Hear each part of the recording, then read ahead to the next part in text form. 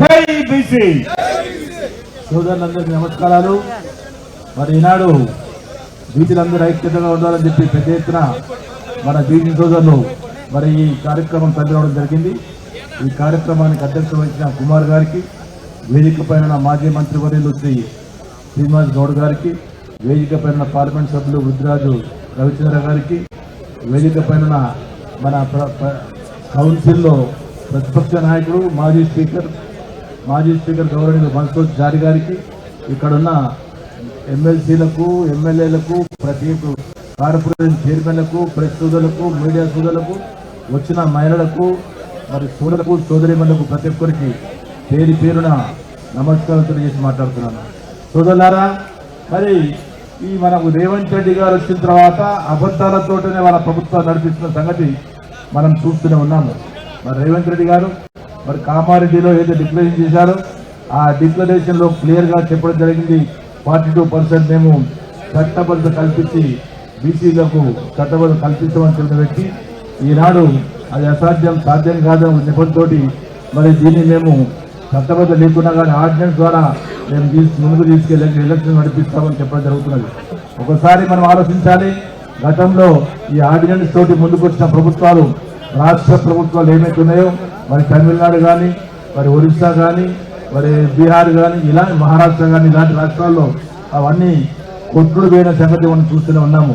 ఆయన కావాల్సింది ఎందుకంటే ఈసారి జరిగితే బీసీలు ఐకమత్యంగా ఉన్నారు, బీసీలు ముఖ్యంగా ముందుకు వస్తున్నారు, రాజకీయంగా ముందుకు వస్తున్నారు. కాబట్టి మనం పోటీ ఎలక్షన్ నిలబడితే మనకు నూకలు చెల్లినట్టేననే ఉద్దేశంతో ఈనాడు మరి నాటకాలు ఆడుతున్నారు రేవంత్ రెడ్డి సంగతి తెలియపరుస్తున్నాను.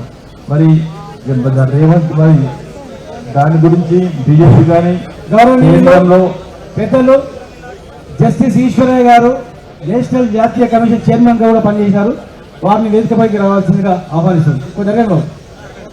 దాని గురించి ఇక్కడ ఉన్న రాష్ట్రంలోని కాంగ్రెస్ ప్రభుత్వం కానీ, కేంద్రంలో ఉన్న బీజేపీ ప్రభుత్వాలు కానీ ఎవరు కూడా మరి బీసీలను ఆదుకోవాలి, బీసీకి 42% గ్యారంటీ ఇవ్వాలి అనే ఉద్దేశం ఎవరికి లేదు.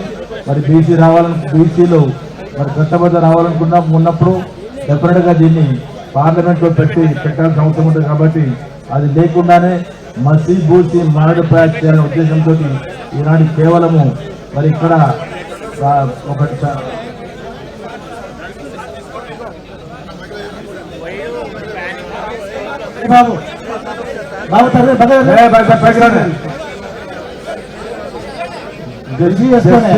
గారిని వేదికపైకి రావాల్సిందిగా కోరుతున్నాము. మరి ఈనాడు గవర్నర్ ద్వారా మరి రాష్ట్ర ఎవరైతే ఉన్నారో ప్రెసిడెంట్ గారికి మరి బిల్లు పంపడం జరిగిన సంగతి చూస్తున్నాము. అది ఎట్టి పరిస్థితిలో కాదని సంగతి తెలుసు. మరి ఎలక్షన్స్ లో మాత్రము తప్పనిసరిగా వాళ్ళు చేసిన డిక్లరేషన్ ప్రకారంగానే 42% చట్టబద్ధ కల్పించాలి. దాన్ని 9th షెడ్యూల్లో చేసిన తర్వాతనే కానీ ఎలక్షన్స్ జరుగుతాయనే సంగతి నేను తెలియజేస్తాను. బీసీలు మాత్రం ఐకమత్యంగా ఉన్నారు. దీని గురించి ఏవో కప్పదాటి వేయిస్తామని చెప్పేసి ముఖ్యమంత్రి గారు ఆలోచించినట్టయితే ప్రజలు ఊరుకునే స్థితిలో లేరని తెలియపరుస్తున్నాను. ఈనాడు ఎవరైతే ముఖ్యమంత్రి గారు ప్రకటించిన ప్రకటనకు ఏది కూడా అతను దానికి న్యాయం చేయలేకపోయిన సంగతి చూస్తున్నాం. కాబట్టి డెఫినెట్గా ప్రతి వ్యక్తిలో ప్రతి బీసీ సోదరుడు ఏ విధంగానైతే తెలంగాణ ఉద్యమంలో ప్రతి ఒక్కరు వచ్చి ఉద్యమంలో పాల్గొన్నారు, అదేవిధంగా ఈ బీసీ ఉద్యమాన్ని కూడా ప్రతి ఒక్కరు పాల్గొని ఉద్యమాన్ని హైలైట్ చేయాలని కోరుతున్నాను.